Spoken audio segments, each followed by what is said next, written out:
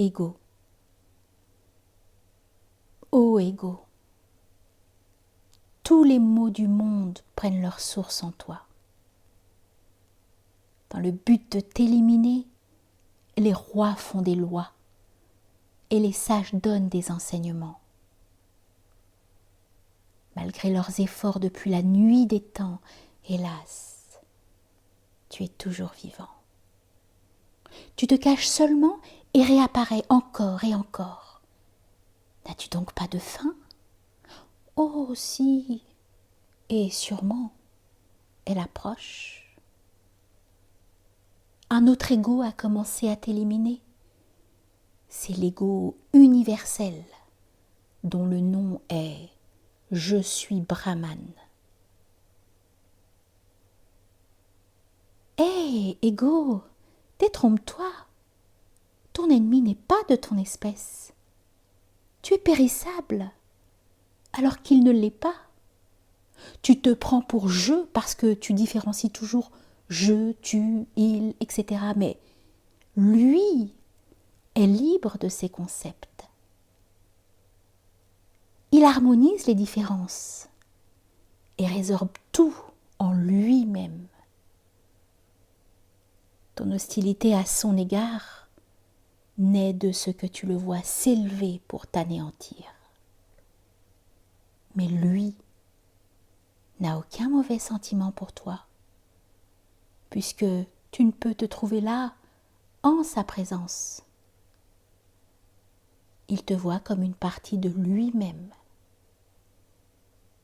C'est ta propre imposture qui cause ta perte en sa présence. Il ne songe même pas à te tuer, car tu ne comptes pas à ses yeux. C'est pourquoi, ego, tu te considères comme son ennemi, mais lui ne se prend pas pour le tien. En un mot, tu es ton propre ennemi. Par orgueil, tu t'es vanté devant lui, comme tu le fais en tout lieu. Dès lors, tu es perdu. C'est ainsi que le soi universel t'efface, t'ayant absorbé, brillant en tant que lumière absolue.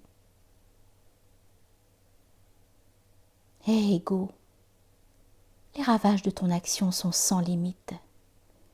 Tu n'es satisfait que si tu es glorifié devant les autres, et si les autres sont abaissés devant toi. Tes désirs ne cessent de te harceler.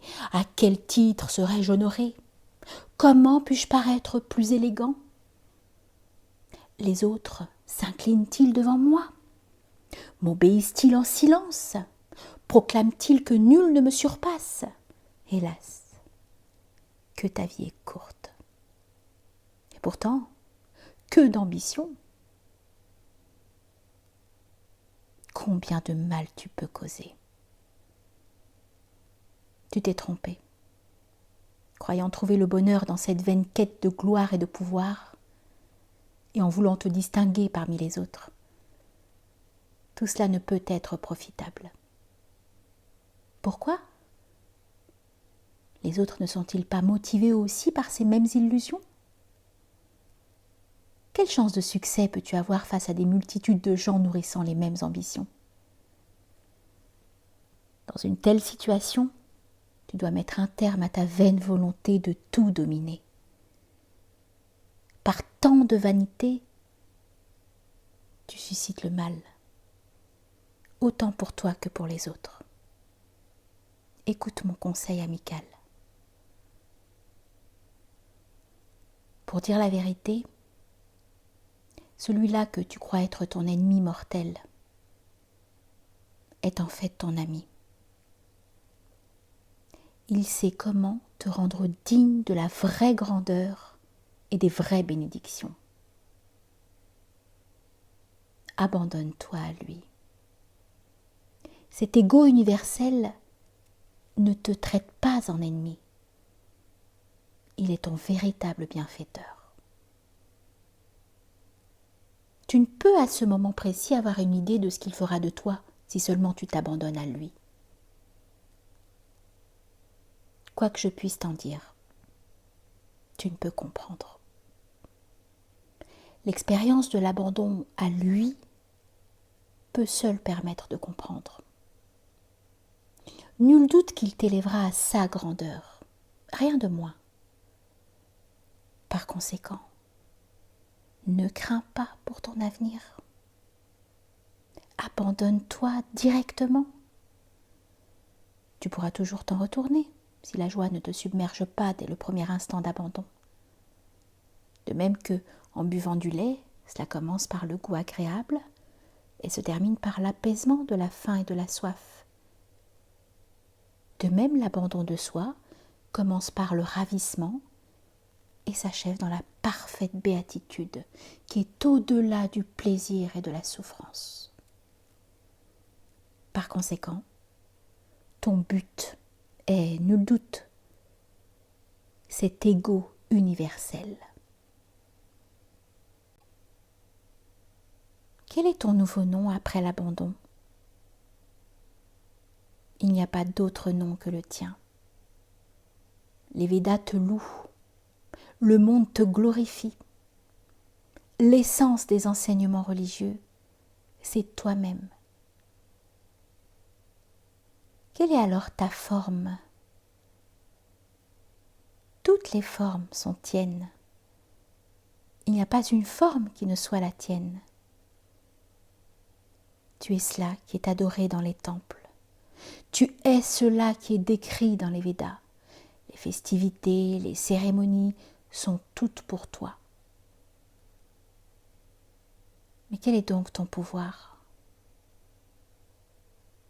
En ta présence, le monde est actif. Chaque être est ce qu'il est à cause de toi. En bref, toute chose te glorifie et témoigne de ton être.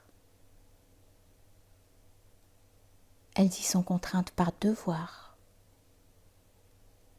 Tu n'aurais même jamais rêvé que ceci pût être ton état.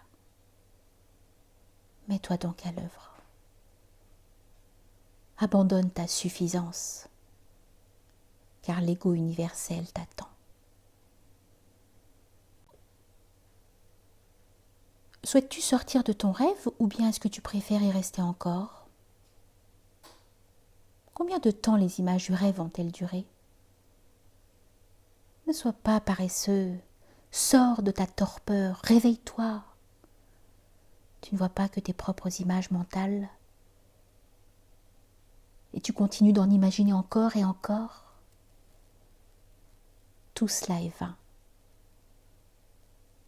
Trouve simplement qui est ce toi, ce spectateur de tes images mentales. Ne te méprends pas en t'identifiant à elle qui s'élève et retombe.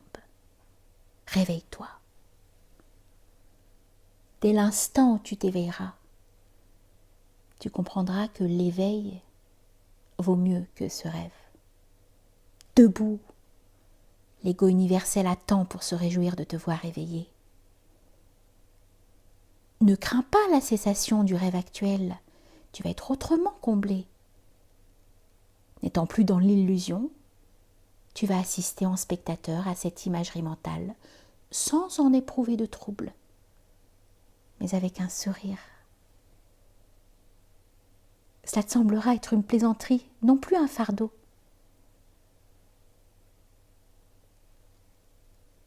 En rêve, ton imagerie mentale semble avoir des formes réelles. Au réveil, tu sais que le rêve est seulement un rêve. Ne prends pas l'état de rêve pour celui de veille. Connais le rêve en tant que tel. Faisant ainsi, tu dois atteindre l'état de l'ego universel. Je m'adresse à toi pour ton bien, non pour mon intérêt. Que faire si la foi te manque, si tu ne suis pas les enseignements ou si tu quittes le chemin, faute de récompense immédiate? Comment puis-je t'aider si tout l'enseignement des saints s'avère vain pour toi? Il n'y a pas d'état plus élevé que celui-ci. Il est pour ton bien et à travers toi pour les autres aussi. Quitte ta suffisance dès maintenant. Commence tout de suite. L'ego universel est le tien. Ô ego, vois comme tu es l'esclave de tout et combien tu en souffres, combien ton état est pitoyable. Tout n'est qu'hostilité autour de toi. Lorsque tu dis « à moi », tous les autres rivalisent « à moi ». Lorsque tu dis « je suis grand », ils protestent « comment ? C'est moi qui suis grand ». Tu es le seul à ne pas être hostile. À cause de tous ces soucis, tes productions mentales se multiplient indéfiniment. N'est-ce pas le moment d'en profiter pour lâcher prise ? Si tu dis « tout est à vous », chacun deviendra ton ami. Il en est un qui peut te rendre aussi magnanime, et c'est l'ego universel. Je suis Brahman.